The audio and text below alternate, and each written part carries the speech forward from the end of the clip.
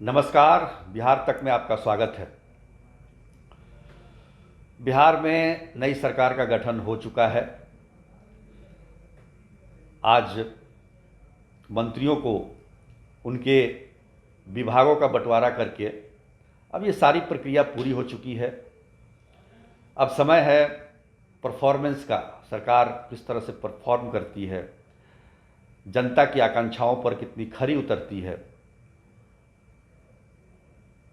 7वीं बार मुख्यमंत्री नीतीश कुमार ने बतौर मुख्यमंत्री के तौर पर शपथ ली है, जो कि एक रिकॉर्ड है। एक और रिकॉर्ड इस टेन्योर में टूट सकता है, सबसे अधिक दिनों तक मुख्यमंत्री बने रहने का। बिहार में सबसे लंबे समय तक बिहार के पहले मुख्यमंत्री श्री कृष्ण बाबू रहे हैं। 1946 से लेकर 1961 तक लगातार।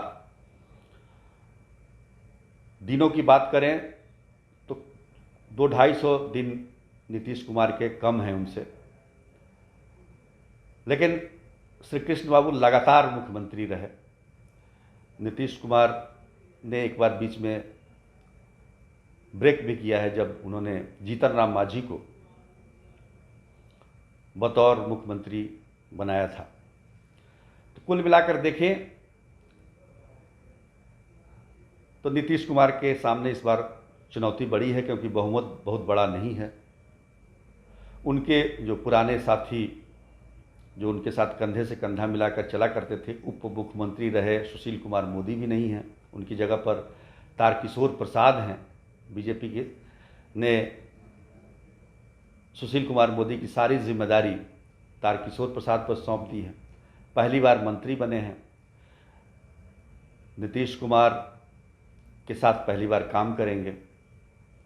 बहुत ज़्यादा अनुभव नहीं है। वित्त मंत्रालय संभालने की जिम्मेदारी उन्हीं पर है। वित्त मंत्रालय है कि जो भी जिम्मेदारी सुशील कुमार मोदी संभाला करते थे, वो सारी जिम्मेदारी अब तारकिशोर प्रसाद पर है। रेणु देवी हालांकि एक बार नीतीश कुमार के कैबिनेट में रह चुकी हैं, लेकिन इस बार उन्हें बड़ी जिम्मेदारी के तौर पर उन्हें मंत्रालय सौंपा गया है। तो देखेंगे तो जेडीयू की तरफ से पुराने चेहरे ज़्यादा हैं और बीजेपी की तरफ से नए चेहरे ज़्यादा हैं। माना जा रहा है करीब पूरे मंत्रिमंडल में जो मुख्यमंत्री समेत 15 लोगों ने मंत्री के शपथ लिए, उसमें से 60% लोग विधायक नए चेहरे हैं कैबिनेट के लिए। आज कैबिनेट की पहली बैठक भी हो गई। हालांकि कैबिनेट के बैठक तक विभागों का बंटवारा नहीं हुआ था, ये पहली बार ऐसा हुआ। बताया जा रहा था कि बीजेपी और जेडीयू में विभागों को लेकर कुछ खींचतान है, इसकी वजह से देरी हो रही है। लेकिन कैबिनेट के बैठक के चंद घंटों बाद ही विभागों का बंटवारा हो गया। और विभागों के बंटवारों को आप देखेंगे तो उसमें ऐसा नहीं लगता कि कुछ बहुत ज़्यादा विवाद रहा होगा, क्योंकि जो विभाग पहले जेडीयू के पास थे वही विभाग उनके पास हैं, और जो बीजेपी के पास थे वही विभाग बीजेपी के पास हैं। ऐसा माना जा रहा था कि बीजेपी गृह विभाग अपनी मांग रहा है, लेकिन जब विभागों का बंटवारा हुआ तो गृह विभाग आज भी मुख्यमंत्री नीतीश कुमार के पास है। ये पहले भी था।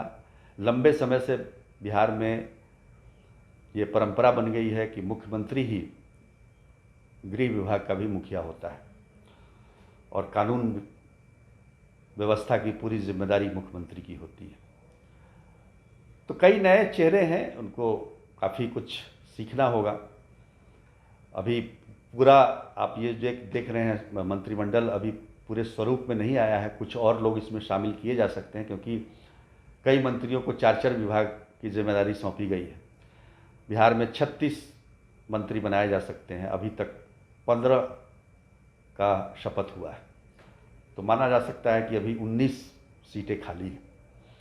लेकिन इन सब के बीच शिक्षा मंत्री बनाए गए हैं मेवालाल चौधरी, जो कि मुंगेर के तारापुर से जीतकर विधायक बने हैं। इनका नाम आते ही विवाद शुरू हो गया है और इन पर भ्रष्टाचार का आरोप है। विपक्षी दल लगातार ये कह रहे हैं कि नीतीश कुमार, जो कि साफ सुथरी छवि वाले व्यक्ति हैं, अपने मंत्रिमंडल में जिन पर भ्रष्टाचार का आरोप लगा हो, उनको कैसे रख सकते हैं। बहुत तरह के सवाल उठाए जा रहे हैं। जब हमने इनके बारे में जानने की कोशिश की तो उन्होंने अपने एफिडेविट में, जब वो पर्चा दाखिल उन्होंने किया था तारापुर से, तो जो एफिडेविट में दिया है वो आपको हम बता सकते हैं।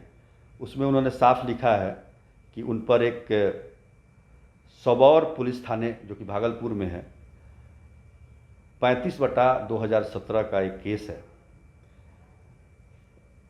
जो